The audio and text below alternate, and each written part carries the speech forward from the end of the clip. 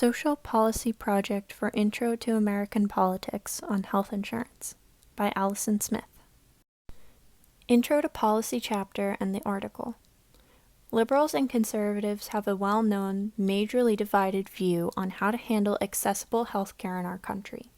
Most of the policies enacted in the early 20th century as part of the Social Reform Initiative are no longer effective, as the scene in America has changed drastically since then.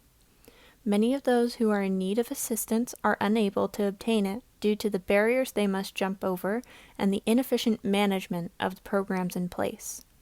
In the article from the Texas Tribune, it covers how the Texas House denied a bill that would help cover thousands of people who are unable to afford private health care but make too much money to qualify for Medicaid coverage. Why does it matter? Why is it interesting? And why is it important?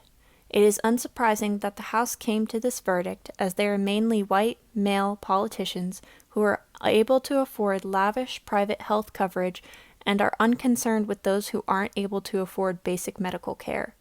This is important because as a college student, I fit into the category that doesn't make enough for a private pay plan, but I also don't qualify for Medicaid. I'm sure many of my fellow classmates are also in this category if they are also paying for college individually. This is especially important due to the COVID-19 pandemic, where if someone was hospitalized, they may go into debt due to their hospital bill. It is unjust that so many of us are forced to suffer the consequences of low pay and high bills.